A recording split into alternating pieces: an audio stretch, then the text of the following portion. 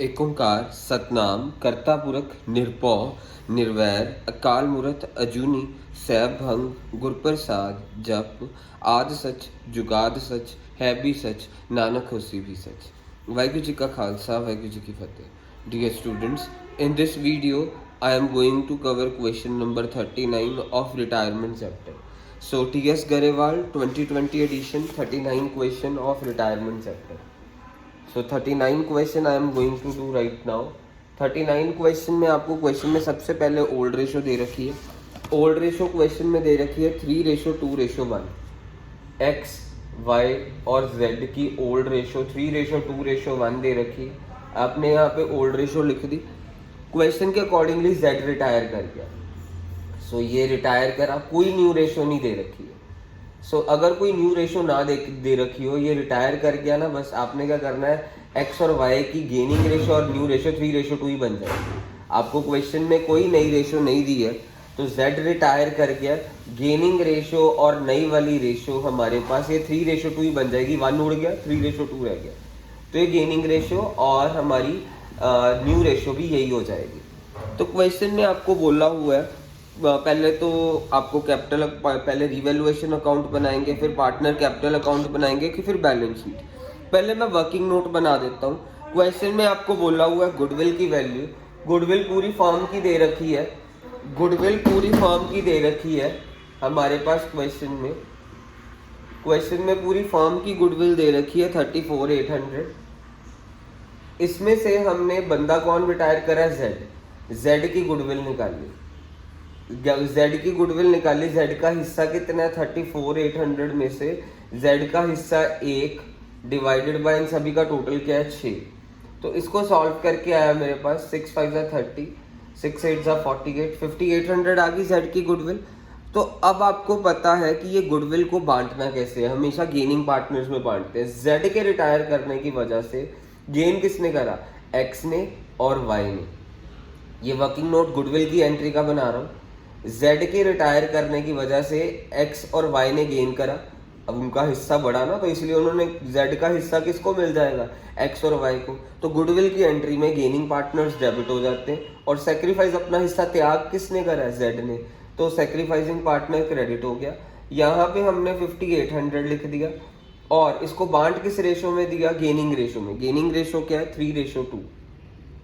3:2 में बांट दिया अब मैंने, और बांट के मेरे पास आया इसको 3480 2320, 3480 देन 2320, ये बांट के मेरे पास आ गया। अब मैं रीवैल्यूएशन, ये वर्किंग नोट हो गया। वर्किंग नोट बेसिकली गुडविल की एंट्री का होता है। तो अब मैं रीवैल्यूएशन अकाउंट आपके लिए बनाने वाला हूँ। तो रीवैल्यूएशन अकाउंट सबसे पहले ध्यान से देखिएगा, रीवैल्यूएशन अकाउंट बनाने वाला हूँ मैं। रीवैल्यूएशन अकाउंट को ध्यान से देखिएगा। आप अपनी बुक्स में से एडजस्टमेंट पढ़ लें और वहां से रीवैल्यूएशन अकाउंट को ध्यान से देखिए। यहाँ पे मैं हेडिंग लिख रहा हूँ रीवैल्यूएशन अकाउंट। फॉर्मेट रहेगा पर्टिकुलर्स अमाउंट, पर्टिकुलर्स अमाउंट। वैसे तो पर्टिकुलर्स अमाउंट होता है, पर मैं तुम्हारे को एक अच्छे से तरीके से पता कैसे करता हूँ ताकि तुम्हारा पेपर में गलत ना हो। नुकसान अमाउंट, फायदा अमाउंट, आपने पेपर में वही लिखना है, particulars amount, particulars amount.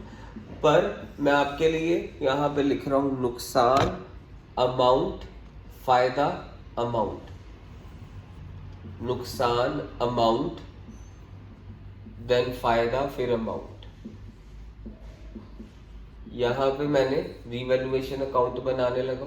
Question में सबसे पहला पॉइंट एडजस्टमेंट्स का क्या दिया हुआ है। सबसे पहले बोला है गुडविल वाला, तो हमने एडजस्टमेंट कर दी है। Value of patent is to be reduced by 20%। नुकसान है, 2 पेटेंट्स लिख देंगे। पेटेंट्स की वैल्यू 20% से कम हो रही है। पेटेंट्स हमारे को बैलेंस शीट में दिए हुए हैं 10,000 के। 10,000 का 20% दैट इज 2,000। पेटेंट्स 2,000 से कम हो गए। उसके बाद क्वेश्चन में बोला मशीनरी की वैल्यू अब 90% हो गई है, 10% यानी कम हो गई है। टू मशीनरी 10% ऑफ 90,000 कर देंगे, क्योंकि हमारे पास क्वेश्चन में मशीनरी क्वेश्चन में 50,000 की दी है। तो 10% ऑफ 50,000 कर देंगे तो मेरे पास 5,000 आ गए। पेटेंट्स कम हुए थे कितने के साथ, 20%। 20% हमने किसका करा था, पेटेंट्स की वैल्यू हमारे को 10,000 की दी थी, 20% ऑफ 10,000 कर दिया। मशीनरी की वैल्यू 90% रह गई है, मीन्स 10% कम हो गई है। 10% ऑफ हम क्या कर देंगे 50,000, तो यहाँ पे 50K आ गया, तो यहाँ पे 5,000 आ गया। 10% ऑफ 50,000 दैट इज 5,000। अब और क्वेश्चन में क्या बोल रहा है, value for doubtful debt is to be 6% on debtors. Debtors हमारे को कितने के दिए हैं 40,000 के। 40,000 का 6% कितना हो गया मेरे पास 2400।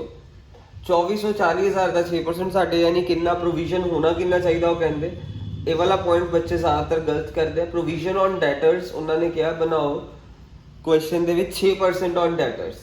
क्वेश्चन ਚ डेटर्स 40,000 ਦੇ ਨੇ, 6% ऑफ 40,000 ਕਿੰਨਾ ਹੋ ਗਿਆ ਸਾਡੇ ਕੋਲ 2400। ਪਰ ਪਹਿਲਾਂ ਹੀ ਕਿੰਨੇ ਬਣੇ ਹੋਏ ਆ 2000 ਦੇ, ਮੀਨਸ ਤੁਸੀਂ ਹੁਣ ਹੋਰ ਕਿੰਨੇ ਬਣਾਏ 400। ਪਹਿਲਾਂ ਤੁਹਾਡੇ 2000 ਦੇ ਬਣੇ ਹੋਏ ਆ ਬੈਲੈਂਸ ਸ਼ੀਟ 'ਚ। ਉਹ ਕਹਿੰਦੇ ਹੁਣ 6% ਆਫ 40,000 ਕਰੋ ਤਾਂ 2400, ਮੀਨਸ ਤੁਹਾਡਾ ਹੁਣ ਪ੍ਰੋਵੀਜ਼ਨਸ ਕਿੰਨੇ ਵਧ ਰਹੇ 400 ਨਾਲ। ਪ੍ਰੋਵੀਜ਼ਨਸ ਦਾ ਮਤਲਬ ਨੁਕਸਾਨ, ਪ੍ਰੋਵੀਜ਼ਨ ਦਾ ਵਧਣਾ। ਜੇ ਪ੍ਰੋਵੀਜ਼ਨ ਘਟੇ ਤਾਂ ਫਾਇਦਾ। ਪਹਿਲਾਂ 2000 ਸੀ ਹੁਣ ਤੁਸੀਂ 2400 ਕਰਨਾ, ਮੀਨਸ 400 ਦਾ ਨੁਕਸਾਨ ਹੋ ਰਿਹਾ। To provision on debtors, to provision for doubtful debts. Doubtful debts वाले प्रोविजन हमेशा ਅਸੀਂ ਡੈਟਰ ਤੇ ਹੀ ਬਣਾਉਂਦੇ। So provision for doubtful debt ਕਿੰਨਾ ਵਧਿਆ ਸਾਡਾ 400 ਨਾਲ ਵਧਿਆ ਨਾ, ਇੱਥੇ 400 ਲਿਖ ਦਿੱਤਾ। Z ਇਨਵੈਸਟਮੈਂਟ ਲੈ ਗਿਆ ਮਾਰਕੀਟ ਵੈਲਿਊ ਤੇ, ਮੀਨਸ 15,000 ਦੀ ਚੀਜ਼ 17,600 ਚ ਲੈ ਗਿਆ, ਮੀਨਸ ਕੰਪਨੀ ਦਾ ਫਾਇਦਾ ਹੋ ਗਿਆ 2600 ਦਾ। Z ਰਿਟਾਇਰ ਕਰਿਆ ਨਾ ਤਾਂ ਉਹਨੇ ਇਨਵੈਸਟਮੈਂਟਸ ਚੱਕ ਲਿਆ। 15,000 ਵਾਲੀ ਚੀਜ਼ ਕੁਐਸਚਨ ਚ ਦਿੱਤਾ ਹੈ, 15,000 ਇਨਵੈਸਟਮੈਂਟਸ ਦਿੱਤੀ ਨਾਲ ਬ੍ਰੈਕਟਸ ਮਾਰਕੀਟ ਵੈਲਿਊ ਦਿੱਤੀ ਹੈ। ਮਾਰਕੀਟ ਵੈਲਿਊ 17,600 ਤੇ ਪਹਿਲਾਂ ਉਹਨਾਂ ਨੇ ਕੰਪਨੀ ਨੇ ਖਰੀਦੀ ਕਿੰਨੇ ਦੀ ਸੀ 15,000 ਦੀ, ਮੀਨਸ ਕੰਪਨੀ ਨੇ ਅੱਗੇ Z ਨੂੰ ਦੇਤੀ 17,600 ਚ। ਕੰਪਨੀ ਦਾ ਫਾਇਦਾ 2600 ਦਾ ਹੋ ਗਿਆ। ਇੱਥੇ ਫਾਇਦੇ ਵਾਲੇ ਪਾਸੇ ਲਿਖ ਦਿੱਤਾ।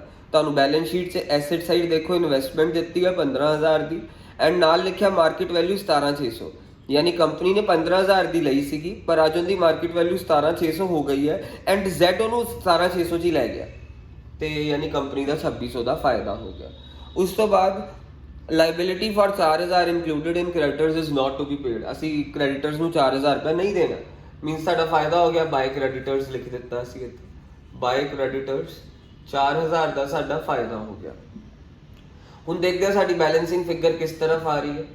ਸਾਡਾ ਆਹ ਵਾਲਾ ਪਾਸਾ ਛੋਟਾ ਆ ਰਿਹਾ, ਆਹ ਵਾਲਾ ਪਾਸਾ ਵੱਡਾ ਆ ਰਿਹਾ, ਮੀਨਸ ਬੈਲੈਂਸਿੰਗ ਫਿਗਰ ਇੱਥੇ ਆ ਰਹੀ ਹੈ।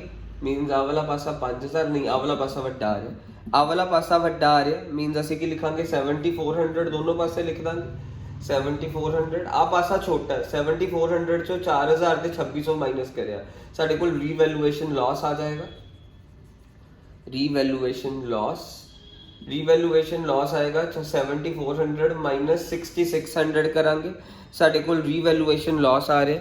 ਤੁਸੀਂ ਸਾਰੇ ਕਰੋ 7,400 ਮਾਈਨਸ 600 ਦੈਟ ਇਜ਼ 6,600। ਆ 7,400 ਚੋਂ 600 ਮਾਈਨਸ ਕਰੋ 800 ਆ ਗਿਆ ਰੀਵੈਲੂਏਸ਼ਨ ਲਾਸ। ਸੋ ਜੇ ਬੈਲੈਂਸਿੰਗ ਫਿਗਰ ਇੱਥੇ ਆਂਦੀ ਤਾਂ ਰੀਵੈਲੂਏਸ਼ਨ ਪ੍ਰੋਫਿਟ ਹੋਣਾ ਸੀ, ਜੇ ਇੱਥੇ ਆਈ ਹੈ ਤਾਂ ਰੀਵੈਲੂਏਸ਼ਨ ਲਾਸ ਹੋਇਆ। ਸੋ 7,400 ਮਾਈਨਸ ਆ ਦੋ ਚੀਜ਼ਾਂ 600 ਮਾਈਨਸ ਕਰਿਆ 800 ਆਇਆ। ਰੀਵੈਲੂਏਸ਼ਨ ਲਾਸ ਨੂੰ ਅਸੀਂ 올ਡ ਰੇਸ਼ੋ 'ਚ ਵੰਡੀਦਾ। XYZ ਦੀ 올ਡ ਰੇਸ਼ੋ ਕਿੰਨੀ ਹੈ 3:2:1। ਸੋ 올ਡ ਰੇਸ਼ੋ 'ਚ ਵੰਡ ਦਿੱਤਾ ਅਸੀਂ, ਸਾਡੇ ਕੋਲ ਆ ਗਿਆ 400 올ਡ ਰੇਸ਼ੋ 'ਚ ਵੰਡਣ ਨਾਲ, ਤੇ ਇੱਥੇ ਆਇਆ ਸਾਡੇ ਕੋਲ 267 ਤੇ ਇੱਥੇ ਆਇਆ 133। ਆ ਰੀਵੈਲੂਏਸ਼ਨ ਅਕਾਊਂਟ ਹੋ ਗਿਆ। ਹੁਣ ਰੀਵੈਲੂਏਸ਼ਨ ਅਕਾਊਂਟ ਤੋਂ ਅਗਲਾ ਅਕਾਊਂਟ ਹੁੰਦਾ ਸਾਡਾ ਪਾਰਟਨਰਸ ਕੈਪੀਟਲ ਅਕਾਊਂਟ। ਧਿਆਨ ਨਾਲ ਦੇਖਿਓ ਪਾਰਟਨਰਸ ਕੈਪੀਟਲ ਅਕਾਊਂਟ ਮੈਂ ਪ੍ਰਿਪੇਅਰ ਕਰ ਰਿਹਾ ਤੁਹਾਡੇ ਲਈ। ਪਾਰਟਨਰਸ ਕੈਪੀਟਲ ਅਕਾਊਂਟ ਹੋ, partners capital account format will be particulars ਤੇ ਪਾਰਟਨਰਸ ਦੇ ਨਾਮ। ਪਾਰਟਨਰਸ ਕਿਹੜੇ ਕਿਹੜੇ ਹੈ X Y ਤੇ Z। ਸੋ ਪਾਰਟਨਰਸ ਦੇ ਨਾਮ ਲਿਖ ਦਿੱਤੇ ਇੱਥੇ ਵੀ ਪਾਰਟਿਕੂਲਰਸ ਤੇ ਪਾਰਟਨਰਸ ਦੇ ਨਾਮ X Y ਤੇ Z। ਸੋ ਸਭ ਤੋਂ ਪਹਿਲਾਂ ਸਾਨੂੰ ਕੁਐਸਚਨ 'ਚ ਬੈਲੈਂਸ ਬ੍ਰੌਟ ਡਾਊਨ ਲਿਖਣਾ, ਇਹ ਤਾਂ ਤੁਹਾਨੂੰ ਪਤਾ ਹੀ ਹੈ। ਬੈਲੈਂਸ ਸ਼ੀਟ 'ਚ ਤੁਹਾਨੂੰ ਬੈਲੈਂਸ ਬ੍ਰੌਟ ਦਿੱਤੇ ਹੋਏ ਕੈਪੀਟਲਸ ਦੇ ਤੁਸੀਂ ਦੇਖੋ ਬੁੱਕ ਦੇ ਵਿੱਚ ਲਾਇਬਿਲਿਟੀ ਵਾਲੇ ਪਾਸੇ ਬੈਲੈਂਸ ਸ਼ੀਟ ਦੇ ਵਿੱਚ ਤੁਹਾਨੂੰ ਕੈਪੀਟਲਸ ਦੇ ਬੈਲੈਂਸ ਦਿੱਤੇ ਹੈ। ਸੋ ਆਹ ਕੈਪੀਟਲਸ ਹੈ 68,000 3,200 ਐਂਡ 21,000। ਸੋ ਅਸੀਂ ਬੈਲੈਂਸ ਬ੍ਰੌਟ ਡਾਊਨ ਕਰ ਦਾਂਗੇ ਬਾਏ ਬੈਲੈਂਸ ਬ੍ਰੌਟ ਡਾਊਨ 68,000 21,000 68। मैं K लिख रहा पेपर से K नहीं लिखना क्योंकि मेरे को जगह की स्पेस की थोड़ी प्रॉब्लम हो रही है। 68,000 32,000 मैं 32K लिख देता एंड 21,000 21K ਲਿਖ ਦਿੱਤਾ। ਸੋ ਮੈਂ ਇਹ ਬੈਲੈਂਸ ਬ੍ਰੌਟ ਡਾਊਨ ਕਰ ਦਿੱਤਾ। ਉਸ ਤੋਂ ਬਾਅਦ ਤੁਹਾਨੂੰ ਨਜ਼ਰ ਆ ਰਿਹਾ ਇੱਥੇ ਕਾਉਂਟਰ ਐਂਟਰੀ। ਆ ਕਾਉਂਟਰ ਐਂਟਰੀ ਤੁਹਾਨੂੰ ਮੈਂ ਸਮਝਾਇਆ ਸੀ, ਜਿੱਥੇ ਕੈਪੀਟਲ ਡੈਬਿਟਸ ਵੀ ਕੈਪੀਟਲ ਹੋਏ ਕ੍ਰੈਡਿਟਸ ਵੀ ਹੋਏ ਉਹਨੂੰ ਕਾਉਂਟਰ ਐਂਟਰੀ ਕਹਿੰਦੇ। ਇਹਨੂੰ ਵੀ ਆਪਾਂ ਕਾਉਂਟਰ ਐਂਟਰੀ ਵਾਂਗੂ ਪਲਾਟ ਕਰਦੇ ਹਾਂ। ਸਭ ਤੋਂ ਪਹਿਲਾਂ ਅਸੀਂ ਕੀ ਕਰਾਂਗੇ, ਤੁਹਾਨੂੰ ਦੱਸਿਆ ਸੀ ਰੀਵੈਲੂਏਸ਼ਨ ਪ੍ਰੋਫਿਟ ਤੇ ਲਾਸ ਕ੍ਰਾਸ ਸ਼ਿਫਟ ਹੁੰਦੇ ਆ। ਰੀਵੈਲੂਏਸ਼ਨ ਲਾਸ ਹੈ, ਇੱਥੇ ਕ੍ਰਾਸ ਸ਼ਿਫਟ ਹੋ ਜਾਏਗਾ। ਅਸੀਂ ਲਿਖ ਦੇਵਾਂਗੇ to revaluation loss. Revaluation loss cross shift ਹੋ ਗਿਆ, ਕਿੰਨਾ 400 267 ਤੇ 133 ਇੱਥੇ ਲਿਖ ਦਿੱਤਾ। ਉਸ ਤੋਂ ਬਾਅਦ ਆ ਜਿਹੜੀ ਕਾਉਂਟਰ ਐਂਟਰੀ ਗੁੱਡਵਿਲ ਦੀ ਪਾਈ ਹੈ ਅਸੀਂ ਇਹ ਪਾ ਦਿੰਦੇ x debit y debit to z। ਅਸੀਂ ਇੱਥੇ ਇੱਦਾਂ ਲਿਖ ਦਾਂਗੇ by x capital by y capital to z capital ਇੱਦਾਂ ਲਿਖਾਂਗਾ ਬਾਏ x ਕੈਪੀਟਲ। ਇਹ ਕਾਉਂਟਰ ਐਂਟਰੀ ਹੁੰਦੀ ਜਿਹੜੀ ਦੋਨੋਂ ਪਾਸੇ ਆਉਂਦੀ ਹੈ। ਬਾਏ y ਕੈਪੀਟਲ ਤੇ ਟੂ z ਕੈਪੀਟਲ ਕਰਾਂਗੇ to z capital. So dear students x ਤੇ y ਦੇ ਪੁੱਠੇ ਪਾਸੇ ਕੀ ਹੈ z, ਮੀਨਸ ਇਹਨਾਂ ਦੀ ਵੈਲਿਊ z ਵਿੱਚ ਆਏਗੀ ਤੇ y ਦੇ z ਦੇ ਪੁੱਠੇ ਪਾਸੇ ਕੀ ਹੈ xy, ਮੀਨਸ ਇਹਦੀ ਵੈਲਿਊ xy ਦੇ ਵਿੱਚ ਆਊਗੀ।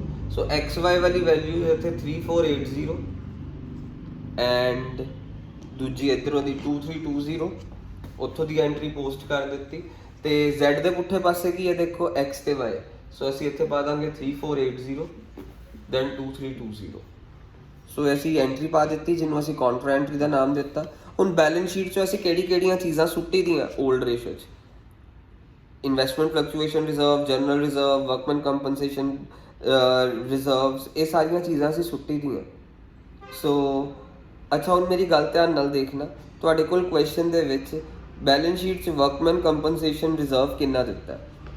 ਬੈਲੈਂਸ ਸ਼ੀਟ 'ਚ ਵਰਕਮੈਨ ਕੰਪਨਸੇਸ਼ਨ ਰਿਜ਼ਰਵ ਦਿੱਤਾ ਦੇਖੋ 12,000 ਦਾ। ਸੋ ਧਿਆਨ ਨਾਲ ਦੇਖਣਾ ਕਿਹੜੀ ਚੀਜ਼ਾਂ ਸੁੱਟੀ ਦੀਆਂ ਤੁਸੀਂ ਯਾਦ ਰੱਖਣਾ। ਬੈਲੈਂਸ ਸ਼ੀਟ 'ਚੋਂ ਕ੍ਰਾਸ ਕਿਹੜੀਆਂ ਕਰੀ ਦੀਆਂ, advertisement suspense, general reserve, workman compensation reserve, investment fluctuation reserve, profit loss account ਤੇ ਗੁੱਡਵਿਲ। ਆ ਬੈਲੈਂਸ ਸ਼ੀਟ 'ਚ 6 ਚੀਜ਼ਾਂ ਦਿੱਤੀਆਂ ਹੋਣਗੀਆਂ, 5 ਜਾਂ 6 ਆ ਟੋਟਲ ਇੰਨੀਆਂ, ਜਾਂ 5 ਦਿੱਤੀਆਂ ਹੁੰਦੀਆਂ, ਕਦੀ 6 ਦਿੱਤੀਆਂ ਹੁੰਦੀਆਂ, ਕਦੀ 3 ਵੀ ਦੇ ਦਿੱਤੀਆਂ ਹੁੰਦੀਆਂ, ਕਦੀ 2 ਵੀ ਦਿੱਤੀਆਂ ਹੁੰਦੀਆਂ। ਸੋ ਬੈਲੈਂਸ ਸ਼ੀਟ 'ਚ ਤੁਹਾਨੂੰ ਇਹਨਾਂ ਚੀਜ਼ਾਂ 'ਚੋਂ ਕੁਝ ਵੀ ਦਿਖਦਾ, advertisement suspense, profit loss account, goodwill, workman compensation reserve, general reserve, investment fluctuation reserve. ਤੁਸੀਂ ਇਹ ਕ੍ਰਾਸ ਕਰਕੇ ਸੁੱਟਣਾ ਹੁੰਦਾ ਆ ਚੀਜ਼ਾਂ। ਦੁਬਾਰਾ ਤੋਂ ਬੋਲ ਰਿਹਾ, advertisement suspense, goodwill, profit loss account, general reserve, workman compensation reserve, investment fluctuation reserve.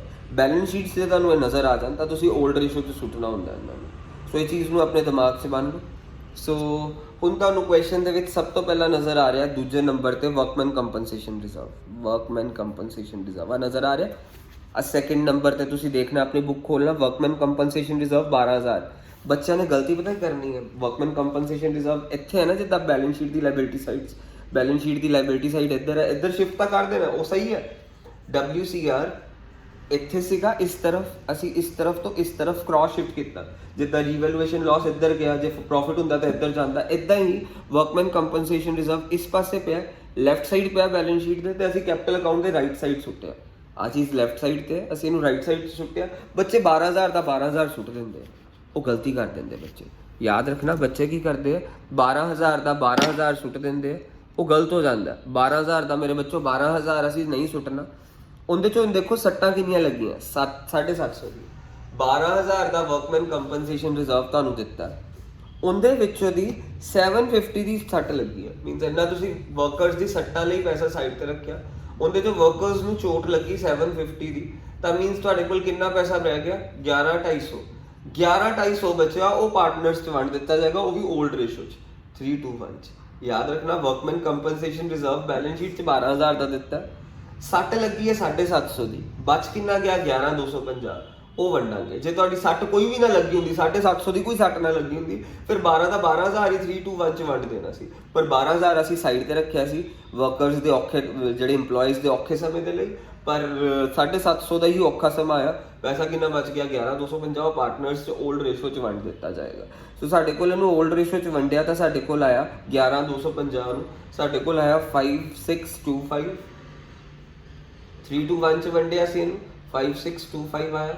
y ਦਾ ਆਇਆ ਸਾਡੇ ਕੋਲ ਸੋਲਵ ਕਰਕੇ 3,750, 3,750, 5,625, 3,750, 1,875।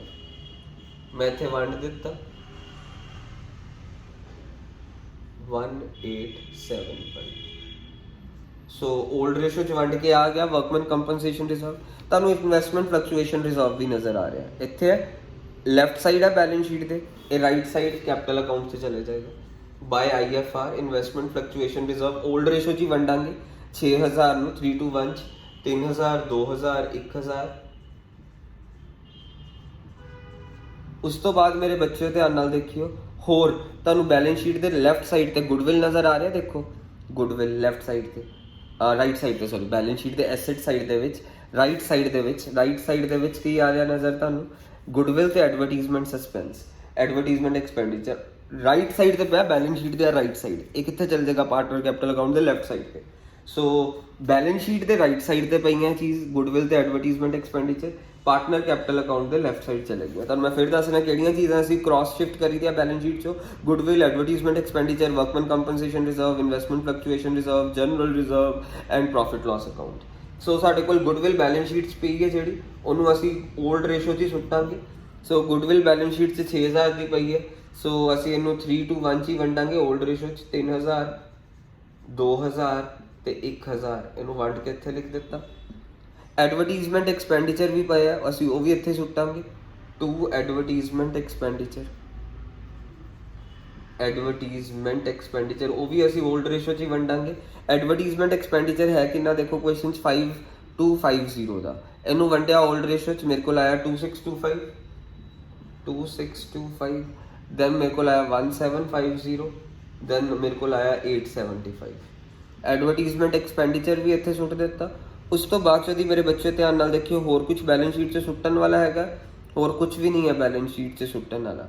ਸੋ ਇਸ ਬੈਲੈਂਸ ਸ਼ੀਟ 'ਚ ਹੋਰ ਕੋਈ ਚੀਜ਼ ਨਹੀਂ ਪਈ ਹੈ ਜਿਹੜੀ ਅਸੀਂ ਹੋਰ ਸੁੱਟਣੀ ਹੈ। ਤੇ ਹੁਣ ਅਸੀਂ ਕੁਐਸਚਨ, ਇੱਕ ਹੋਰ ਚੀਜ਼ ਰਹਿ ਗਈ ਹੈ, ਆ ਜਿਹੜੀ ਇਨਵੈਸਟਮੈਂਟ ਸੀਗੀਆਂ ਇਹ ਲੈ ਕੌਣ ਗਿਆ, ਤੁਹਾਡੇ ਕੋਲ ਬੈਲੈਂਸ ਸ਼ੀਟ 'ਚ ਇਨਵੈਸਟਮੈਂਟਸ ਕਿੰਨੀਆਂ ਦਿੱਤੀਆਂ, ਬੈਲੈਂਸ ਸ਼ੀਟ 'ਚ ਇਨਵੈਸਟਮੈਂਟਸ ਦਿੱਤੀਆਂ ਨੇ 15,000 ਦੀ ਕੰਪਨੀ ਨੇ ਖਰੀਦੀਆਂ ਸੀਗੀਆਂ, ਉਹਦੀ ਮਾਰਕੀਟ ਵੈਲਿਊ 17,600 ਹੋ ਗਈ ਹੈ। ਉਹ ਕੌਣ ਲੈ ਗਿਆ 17,600 ਦੇ ਵਿੱਚ, 17,600 ਦੇ ਵਿੱਚ ਇਨਵੈਸਟਮੈਂਟ ਨੂੰ ਲੈ ਗਿਆ ਉਹ Z ਲੈ ਗਿਆ ਇਨਵੈਸਟਮੈਂਟਸ ਨੂੰ। ਯਾਦ ਰੱਖਣਾ, ਜਿਹੜੀ ਇਨਵੈਸਟ ਤਾਂ ਹੀ ਤਾਂ ਕੰਪਨੀ ਦਾ 2600 ਦਾ ਫਾਇਦਾ ਹੋਇਆ ਸੀ ਨਾ, 15,000 ਦੀ ਕੰਪਨੀ ਨੇ ਖਰੀਦੀ ਸੀ, ਮਾਰਕੀਟ 17,600 ਹੋ ਗਈ, Z ਰਿਟਾਇਰ ਹੋਣ ਦੇ ਦੌਰਾਨ ਉਹ ਲੈ ਗਿਆ 17,600 ਦੇ ਵਿੱਚ ਲੈ ਗਿਆ 15,000 ਵਾਲੀ ਚੀਜ਼, ਕੰਪਨੀ ਦਾ 2600 ਦਾ ਫਾਇਦਾ ਹੋਇਆ। ਪਰ ਹੁਣ ਇਨਵੈਸਟਮੈਂਟ ਦਾ ਲੈ ਗਿਆ ਨਾ, ਇਨਵੈਸਟਮੈਂਟ ਲੈ ਗਿਆ 17,600 'ਚ, ਤਾਂ ਅਸੀਂ ਇੱਥੇ ਟੂ ਇਨਵੈਸਟਮੈਂਟ ਲਿਖਾਂਗੇ, Z ਲੈ ਗਿਆ ਇਨਵੈਸਟਮੈਂਟ 17,600 ਦੀ, ਇਸ ਲਈ ਇੱਥੇ ਲਿਖ ਦਿੱਤਾ 17,600। ਹੁਣ ਅਸੀਂ ਕੁਐਸਚਨ ਨੂੰ ਖਤਮ ਕਰਨ ਆਉਂਦੇ ਹਾਂ, ਮੀਨਸ ਕੈਪੀਟਲ ਅਕਾਊਂਟ ਨੂੰ ਖਤਮ ਕਰਨ ਵਾਲੇ।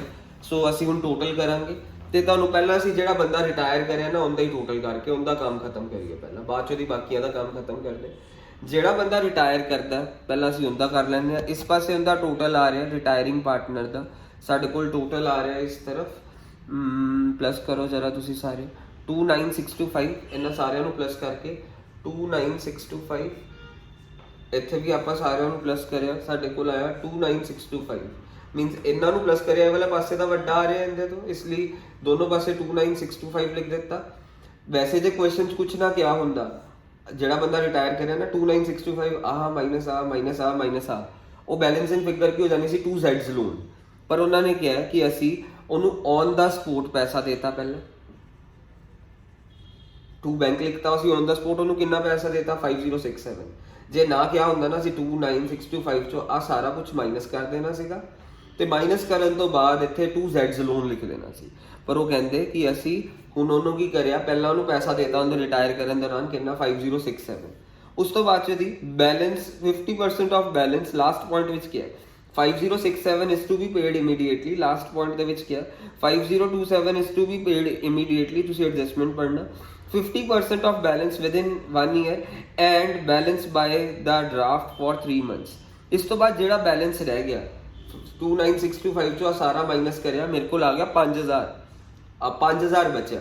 ਮੀਨਸ ਜੇ ਤਾਂ ਉਹ ਕਹਿੰਦੇ ਕਿ ਔਨ ਦਾ ਸਪੋਰਟ 5067 ਕਿਹਾ ਹੁੰਦਾ ਤੇ ਇੱਥੇ ਹੀ ਕੰਮ ਖਤਮ ਕਰ ਦਿੱਤਾ ਹੁੰਦਾ, ਤਾਂ ਬੈਲੈਂਸਿੰਗ ਫਿਗਰ ਹੋਣੀ ਸੀ 2Z ਲੋਨ, ਆਹ ਮਾਈਨਸ ਆ 5,000 ਲਿਖ ਦੇਣਾ ਸੀਗਾ। ਪਰ ਉਹ ਕਹਿੰਦੇ ਕਿ ਇੱਕ ਤਾਂ ਉਹਨੂੰ ਇੰਨਾ ਪੈਸਾ ਦੇਤਾ, ਇਹਦੇ ਤੋਂ ਬਾਅਦ ਜਿੰਨਾ ਬੈਲੈਂਸ ਬਚਿਆ ਉਹਦਾ 50% ਸਾਲ ਬਾਅਦ ਦੇਣਾ, ਤੇ 50% ਦਾ ਅਸੀਂ ਉਹਨੂੰ ਬਿਲ ਪੇਬਲ ਦੇ ਦੇਣਾ।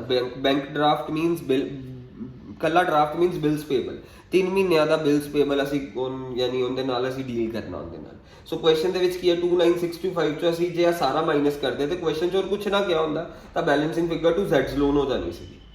ਜੇ ਬਸ ਇੰਨਾ ਹੀ ਕਿਹਾ ਹੁੰਦਾ ਨਾ ਕਿ ਅਸੀਂ ਉਹਨੂੰ ਔਨ ਦਾ ਸਪੋਟ 5067 ਦੇਤਾ ਤੇ ਹੋਰ ਅੱਗੇ ਕੁਛ ਨਾ ਲਿਖਿਆ ਹੁੰਦਾ ਤਾਂ ਇੱਥੇ 2 ਜ਼ੈਡਸ ਲੋਨ ਉਹ ਵੈਲਿਊ ਆ ਜਾਣੀ ਸੀਗੀ। ਪਰ ਹੁਣ ਉਹ ਕਹਿੰਦੇ ਕਿ ਬੈਲੈਂਸ ਜਿੰਨਾ ਬਚਿਆ ਉਹਦਾ ਕਿੰਨਾ ਬਚਿਆ ਮਾਈਨਸ ਕਰਿਆ ਆਪਾਂ, ਤੁਸੀਂ ਸਾਰਾ ਮਾਈਨਸ ਕਰੋ 29625 ਚੋਂ ਆ ਸਾਰੀਆਂ ਚੀਜ਼ਾਂ 5000 ਬਚਿਆ। 5000 ਦੇ ਵਿੱਚੋਂ ਉਹਨੂੰ ਔਨ ਦਾ ਸਪੋਟ ਬਿੱਲ ਕੱਟ ਕੇ ਤਾਂ ਔਨ ਮੀਨਸ ਇੰਨਾ ਬੈਲੈਂਸ ਇਹਦੇ ਚੋਂ ਆ ਮਾਈਨਸ ਕਰਿਆ ਤੇ ਨਹੀਂ ਤਾਂ ਜੇ ਕੁਝ ਆ ਵੀ ਨਾ ਲਿਖਿਆ ਹੁੰਦਾ 2 ਜ਼ੈਡਸ ਲੋਨ ਹੋ ਜਾਣਾ ਸੀਗਾ। ਜੇ ਤੁਹਾਨੂੰ 5067 ਵੀ ਨਾ ਕਿਹਾ ਹੁੰਦਾ ਨਾ 29625 ਚੋਂ ਆ ਸਾਰਾ ਮਾਈਨਸ ਕਰਦੇ ਤਾਂ 2 ਜ਼ੈਡਸ ਲੋਨ ਹੋ ਜਾਣਾ ਸੀ। ਪਰ ਉਹਨਾਂ ਨੇ ਕਿਹਾ ਔਨ ਦਾ ਸਪੋਟ ਇਹਨੂੰ ਇੰਨਾ ਦਿੱਤਾ। ਫਿਰ ਉਸ ਤੋਂ ਬਾਅਦ ਕਹਿੰਦੇ ਕਿ ਉਹਨੂੰ ਡਰਾਫਟ ਕੱਟ ਕੇ ਦਿੱਤਾ, ਉਹਨੂੰ ਬਿਲਸ ਪੇਬਲ ਕਵਾਂਗੇ। ਜਿੰਨਾ ਬੈਲੈਂਸ ਬਚਿਆ ਹੁਣ ਅਸੀਂ 29625 ਚੋਂ ਆ ਸਾਰਾ ਕੁਝ ਮਾਈਨਸ ਕਰਿਆ 5000 ਬਚਿਆ ਉਹਦੇ 50% ਦਾ ਡਰਾਫਟ ਕੱਟ ਕੇ ਦੇ ਦਿੱਤਾ 2500 5000 ਦਾ 50%। ਬਾਕੀ ਜੋ ਬਚ ਗਿਆ ਉਹਨੂੰ ਜ਼ੈਡਸ ਲੋਨ ਲਿਖ ਦਿੱਤਾ, ਉਹਨੂੰ ਸਾਲ ਬਾਅਦ ਦੇਵਾਂਗੇ ਅਸੀਂ 2500 ਦੇ ਉਹ ਮੈਂ ਜ਼ੈਡਸ ਲੋਨ ਲਿਖ ਦਿੱਤਾ। ਸੋ ਮੈਂ ਕੀ ਕਰਿਆ ਸਭ ਤੋਂ ਪਹਿਲਾਂ ਟੋਟਲ ਕਰਿਆ, ਇਸ ਪਾਸੇ ਦਾ ਵੱਡਾ ਸੀਗਾ 29625 ਇੱਧਰ ਵੀ ਲਿਖ ਦਿੱਤਾ 29625। ਅਸੀਂ ਜਿੰਨਾ ਉਹਦਾ ਸਾਡੇ ਸਿਰ ਕਰਜ਼ਾ ਸੀਗਾ ਜ਼ੈਡ ਦੇ ਪ੍ਰਤੀ ਅਸੀਂ ਪਹਿਲਾਂ ਉਹਨੂੰ ਔਨ ਦਾ ਸਪੋਟ 5067 ਦੇ ਦਿੱਤਾ। ਫਿਰ ਜਿੰਨਾ ਬੈਲੈਂਸ ਬਚਿਆ 29625 ਚੋਂ ਆਹ ਸਾਰੀਆਂ ਚੀਜ਼ਾਂ ਮਾਈਨਸ ਕਰਕੇ 5000 ਬਚਿਆ ਇੱਥੇ ਤੱਕ 29625 ਚੋਂ ਆਹ ਸਾਰੀਆਂ ਚੀਜ਼ਾਂ ਮਾਈਨਸ ਕਰਕੇ 5000 ਬਚਿਆ। 5000 ਦਾ 50% 2500 ਉਹ ਬਿੱਲ ਕੱਟ ਕੇ ਦੇਤਾ ਬਿਲਸ ਪੇਬਲ ਤੇ ਬਾਕੀ ਜਿੰਨਾ ਰਹਿ ਗਿਆ ਉਹਨੂੰ ਸਾਲ ਬਾਅਦ ਦੇਵਾਂਗੇ, ਇਸ ਲਈ ਅਸੀਂ ਜ਼ੈਡਸ ਲੋਨ ਲਿਖ ਦਿੱਤਾ। ਹੁਣ ਬਾਕੀਆਂ ਦਾ ਵੀ ਟੋਟਲ ਕਰ ਲੈਂਦੇ। ਬਾਕੀਆਂ ਦਾ ਟੋਟਲ ਇਸ ਤਰਫ ਪਹਿਲਾਂ ਇਸ ਤਰਫ ਵਾਲਾ ਹੀ ਟੋਟਲ ਵੱਡਾ ਆ ਰਿਹਾ, ਇਸ ਤਰਫ ਮੇਰੇ ਕੋਲ ਟੋਟਲ ਆ ਰਿਹਾ 76625 ਮੈਂ ਇੱਥੇ ਲਿਖ ਦਿੱਤਾ 76625। ਇਸ ਤਰਫ ਦਾ ਵੀ ਟੋਟਲ ਲਿਖ ਦਿੱਤਾ, ਇਸ ਤਰਫ ਦਾ ਟੋਟਲ ਹੈ 37750 37750। 76625 ਚੋਂ ਮੈਂ ਇੱਥੇ ਲਿਖਤਾ ਦੋਨੋਂ ਪਾਸੇ ਵੱਡਾ ਟੋਟਲ ਲਿਖਿਆ 76625 ਇੱਥੇ ਲਿਖ ਦਿੱਤਾ 2 ਬੈਲੈਂਸ ਕੈਰੀਡ ਡਾਊਨ बैलेंस ਜਿਹੜਾ ਮੇਰੇ ਕੋਲ ਕੈਰੀਡ ਡਾਊਨ ਰਹਿ ਗਿਆ। ਸੋ 76625 ਚੋਂ ਆ ਸਾਰੀਆਂ ਚੀਜ਼ਾਂ ਮਾਈਨਸ ਕਰੀਆਂ ਮੇਰੇ ਕੋਲ ਆ ਰਿਹਾ 67120 ਮੈਂ ਇੱਥੇ 67120 ਲਿਖ ਦਿੱਤਾ ਐਂਡ 37750 ਇਸ ਤਰਫ ਵੀ ਲਿਖਣਾ। ਇਹਦੇ ਚੋਂ ਆ ਸਾਰੀਆਂ ਚੀਜ਼ਾਂ ਮਾਈਨਸ ਕਰੀਆਂ ਮੇਰੇ ਕੋਲ ਬੈਲੈਂਸ ਕੈਰੀਡ ਡਾਊਨ ਬਚਿਆ 31413 31413। ਸੋ ਹੁਣ ਮੈਂ ਕੀ ਕਰਾਂਗਾ ਬੈਲੈਂਸ ਸ਼ੀਟ ਬਣਾਵਾਂਗਾ। ਮੇਰਾ ਖਤਮ ਹੋ ਗਿਆ ਜਿਹੜਾ ਯਾਨੀ ਬੰਦਾ ਰਿਟਾਇਰ ਕਰਦਾ ਪਹਿਲਾਂ ਅਸੀਂ ਉਹਦਾ ਟੋਟਲ ਕਰਿਆ ਫਿਰ ਅਸੀਂ ਉਹਦਾ ਸਾਰਾ ਕੁਝ ਸੌਲਵ ਸੌਟ ਆਊਟ ਕਰਿਆ। ਜਿਹੜੇ ਬੰਦੇ ਹਲੇ ਬਚੇ ਆ ਇੱਥੇ ਟੋਟਲ ਕਰਿਆ ਦੋਨੋਂ ਪਾਸੇ ਲਿਖਿਆ ਉਹਦੇ ਚੋਂ ਮੀਨਸ 76625 ਮੇਰਾ ਵਾਲਾ ਟੋਟਲ ਆ ਰਿਹਾ ਸੀ ਇੱਥੇ ਲਿਖਿਆ 76625 ਚੋਂ ਆ ਚੀਜ਼ਾਂ ਮਾਈਨਸ ਕਰਕੇ ਇਹ ਬਚਿਆ balance carry down balancing figure ਹੋ ਗਈ ਐਂਡ 37750 ਚੋਂ ਆਹ ਚੀਜ਼ਾਂ ਮਾਈਨਸ ਕਰੀ ਆ ਬਚਿਆ ਇਹ ਮੇਰੇ ਕੋਲ ਬੈਲੈਂਸਿੰਗ ਫਿਗਰ ਹੋ ਗਈ। ਹੁਣ ਮੈਂ ਬੈਲੈਂਸ ਸ਼ੀਟ ਬਣਾਉਣ ਲੱਗਾ, ਧਿਆਨ ਨਾਲ ਦੇਖਿਓ ਬੈਲੈਂਸ ਸ਼ੀਟ ਨੂੰ। Now I am going to prepare balance sheet. So balance sheet मैं इस तरफ बना रहे ध्यान ना देखिए। So now I am going to prepare balance sheet. So balance sheet का फॉर्मेट तुहानू सारिਆਂ ਨੂੰ पता ही है liabilities amount assets amount. So मैं बैलेंस शीट का फॉर्मेट बना रहा। बैलेंस शीट फॉर्मेट रहेगा liabilities amount assets amount liabilities amount assets amount। So सब तो पहला क्वेश्चंस ਤੁਹਾਨੂੰ ਲਾਇਬਿਲਿਟੀਜ਼ ਦਿੱਤੀਆਂ ਕਿਹੜੀਆਂ ਦੇਖੋ। सो सब तो पहला ਲਾਇਬਿਲਿਟੀ ਦਿੱਤੀ ਕ੍ਰੈਡੀਟਰਸ 21000 ਦੀ ਦਿੱਤੀ ਹੈ ਪਰ 21000 ਚੋਂ ਸਾਨੂੰ 4000 ਹੁਣ ਦੇਣਾ ਹੀ ਨਹੀਂ ਹੈ। ਆਪਾਂ ਕੀਤਾ ਸੀ ਨਾ ਰੀਵੈਲੂਏਸ਼ਨ 4000 ਅਸੀਂ ਦੇਣਾ ਹੀ ਨਹੀਂ ਹੈ। 21000 ਚੋਂ 4000 ਮਾਈਨਸ ਕਰ ਦਿੱਤਾ ਸਾਡੇ ਕੋਲ ਆ ਗਿਆ 17000। ਉਸ ਤੋਂ ਅਗਲੀ ਵਰਕਮੈਨ ਕੰਪਨਸੇਸ਼ਨ ਰਿਜ਼ਰਵ ਦਿੱਤੀ ਹੋਈ ਪਰ ਅਸੀਂ ਵੰਡ ਦਿੱਤੀ ਹੈ ਪਰ ਵੰਡੀ ਕਿੰਨੀ ਹੈ ਅਸੀਂ ਕੁਐਸਚਨ ਦੇ ਵਿੱਚ ਯਾਦ ਰੱਖੋ 11000 ਮੀਨ ਸਮਥਿੰਗ ਵੰਡੀ ਸੀ। ਸੱਟਾਂ ਕਿੰਨੀਆਂ ਲੱਗੀਆਂ ਸੀ 750 ਦੀਆਂ ਇਸ ਲਈ ਜਿੰਨੀ ਸੱਟ ਲੱਗੀ ਉਹ ਇੱਥੇ ਲਿਖਣੀ ਹੈ 750। ਜਿਹੜੀ ਵੰਡ ਦਿੱਤੀ ਸੋ ਵੰਡ ਦਿੱਤੀ 12000 ਦੀ ਸੀਗੀ ਸਾਡੀ ਵਰਕਮੈਨ ਕੰਪਨਸੇਸ਼ਨ ਰਿਜ਼ਰਵ ਉਹਦੇ ਚੋਂ ਅਸੀਂ 750 ਦੀ ਸੱਟਾਂ ਲੱਗ ਗਈਆਂ ਸੀ ਕਿੰਨਾ ਬਚ ਗਿਆ ਸੀ 11250। 11250 ਨੂੰ ਅਸੀਂ ਵੰਡ ਦਿੱਤਾ ਸੀ ਤੇ ਓਲਡ ਰੇਸ਼ੋ 'ਚ। ਇਹ ਤਾਂ ਅਸੀਂ ਨਹੀਂ ਸ਼ੋ ਕਰਾਂਗੇ ਕਿਉਂਕਿ ਅਸੀਂ ਪਾਰਟਨਰ ਨੂੰ ਹੀ ਦੇ ਚੁੱਕੇ ਹਾਂ ਤੇ ਹੁਣ ਅਸੀਂ ਸ਼ੋ ਕਿੰਨਾ ਕਰਾਂਗੇ ਜਿੰਨੀ ਸੱਟਾਂ ਲੱਗੀਆਂ। WCR ਕਿੰਨੀਆਂ ਸੱਟਾਂ ਲੱਗੀਆਂ 750 ਦੀਆਂ ਅਸੀਂ 750 ਸ਼ੋ ਕਰਾਂਗੇ। IFR ਵੰਡ ਚੁੱਕੇ ਹਾਂ ਪੂਰੇ ਦਾ ਪੂਰਾ, ਅਸੀਂ ਨਹੀਂ ਸ਼ੋ ਕਰਾਂਗੇ। ਬੈਲੈਂਸ ਸ਼ੀਟ 'ਚ ਜਿਹੜਾ IFR 6000 ਦਾ ਦਿੱਤਾ ਅਸੀਂ ਵੰਡ ਹੀ ਚੁੱਕੇ ਹਾਂ, ਹੁਣ ਥੋੜਾ ਸ਼ੋ ਕਰਾਂਗੇ। ਹੁਣ ਅਸੀਂ ਕੈਪੀਟਲਸ ਪਹਿਲਾਂ ਹੁਣ ਅਸੀਂ ਇੱਥੋਂ ਦੀ ਵੀ ਦੇਖਦੇ ਹਾਂ। ਇੱਥੇ ਦੇਖੋ ਤੁਹਾਡਾ ਬਿੱਲ ਪੇਬਲ ਨਜ਼ਰ ਆ ਰਿਹਾ, ਇੱਥੇ ਬਿੱਲ ਪੇਬਲ ਲਾਇਬਿਲਿਟੀ ਹੁੰਦੀ ਹੈ। ਅਸੀਂ ਬਿੱਲ ਪੇਬਲ ਕਿੰਨਾ ਸਾਡੇ ਕੋਲ ਹੈਗਾ 2500 ਦਾ, ਇੱਥੇ ਬਿੱਲ ਪੇਬਲ ਨਜ਼ਰ ਆਇਆ ਤੁਹਾਨੂੰ 2500 ਦਾ, ਅਸੀਂ 2500 ਦੇ ਬਿਲਸ ਪੇਬਲ ਲਿਖ ਦਿੱਤਾ। ਦੈਨ ਉਸ ਤੋਂ ਬਾਅਦ ਉਹਦੀ ਜ਼ੈਡ ਲੋਨ ਵੀ ਨਜ਼ਰ ਆ ਰਿਹਾ, ਜ਼ੈਡ ਲੋਨ ਵੀ ਕਰਜ਼ਾ, ਅਸੀਂ ਲਿਖ ਦਿੱਤਾ ਜ਼ੈਡਸ ਲੋਨ 2500 ਦਾ। ਉਸ ਤੋਂ ਬਾਅਦ ਕੈਪੀਟਲਸ ਲਿਖ ਦਿੰਦੇ ਹਾਂ। ਹੁਣ ਅਸੀਂ ਕੈਪੀਟਲਸ ਲਿਖ ਦੇਵਾਂਗੇ ਜਿਹੜੇ ਪਾਰਟਨਰਸ ਰਹਿ ਗਏ ਐਕਸ ਤੇ ਵਾਈ, ਤੇ ਇਹਨਾਂ ਦੀ ਕੈਪੀਟਲ ਅਕਾਊਂਟਸ ਕੈਪੀਟਲ ਆਈ ਕਿੰਨੀ ਆ ਦੇਖੋ ਸਰ, ਧਿਆਨ ਨਾਲ ਦੇਖਣਾ। ਇੱਥੋਂ ਦੀ 67120 67120 3431413। ਸੋ ਅਸੀਂ ਇਹ ਲਿਖਦੇ ਨੇ ਤੇ ਸਾਡੇ ਕੋਲ ਆ ਗਿਆ ਇੱਥੋਂ ਦੀ ਸੋਲਵ ਕਰਕੇ 98533 98533। ਸੋ ਇਹ ਬੈਲੈਂਸ ਸ਼ੀਟ ਦਾ ਲਾਇਬਿਲਿਟੀ ਵਾਲਾ ਪਾਸਾ ਸਾਰਾ ਹੋ ਗਿਆ, ਕੁਝ ਵੀ ਨਹੀਂ ਬਚਿਆ। ਹੁਣ ਅਸੀਂ ਐਸੈਟ ਵਾਲੇ ਸਾਈਡ ਤੇ ਆਉਂਦੇ ਹਾਂ। ਐਸੈਟ ਵਾਲੇ ਸਾਈਡ ਦੇ ਵਿੱਚ ਸਭ ਤੋਂ ਪਹਿਲਾਂ ਤੁਹਾਨੂੰ ਕੈਸ਼ ਐਟ ਬੈਂਕ ਦਿੱਤਾ ਹੈ ਬੈਲੈਂਸ ਸ਼ੀਟ 'ਚ। ਕਿੰਨਾ ਦਿੱਤਾ ਕੈਸ਼ ਐਟ ਬੈਂਕ, ਧਿਆਨ ਨਾਲ ਦੇਖਿਓ। ਬੈਲੈਂਸ ਸ਼ੀਟ 'ਚ ਤੁਹਾਨੂੰ ਸਭ ਤੋਂ ਪਹਿਲਾਂ ਕੈਸ਼ ਐਟ ਬੈਂਕ ਦਿੱਤਾ। So cash at bank balance sheet ਦਿੱਤਾ 5750, ਕੈਸ਼ ਐਟ ਬੈਂਕ 5750 ਦਿੱਤਾ। ਸੋ 5750 ਦੇ ਵਿੱਚ ਤੁਹਾਨੂੰ ਮੈਂ ਦੱਸਿਆ ਹੋਇਆ ਕਿ ਜੇ ਇੱਥੇ ਬੈਂਕ ਹੋਏ ਤਾਂ ਪਲੱਸ ਹੁੰਦਾ, ਜੇ ਇੱਥੇ ਬੈਂਕ ਹੋਏ ਤਾਂ ਮਾਈਨਸ ਹੋਏਗਾ। ਸਾਡੇ ਕੋਲ ਇੱਥੇ ਬੈਂਕ ਹੈ ਕਿੰਨਾ ਦੇਖੋ 5067 ਆ ਰਿਹਾ ਬੈਂਕ। ਜੇ ਇਸ ਤਰਫ ਬੈਂਕ ਵਾਲੀ ਜੋ ਟ੍ਰਾਂਜੈਕਸ਼ਨ ਹੁੰਦੀ ਕੈਪੀਟਲ ਅਕਾਊਂਟ ਚੋਂ ਪਲੱਸ ਹੋਣੀ ਸੀ, ਪਰ ਇਸ ਤਰਫ ਹੈ ਤਾਂ ਅਸੀਂ ਮਾਈਨਸ ਕਰ ਦਿੱਤੀ 5067।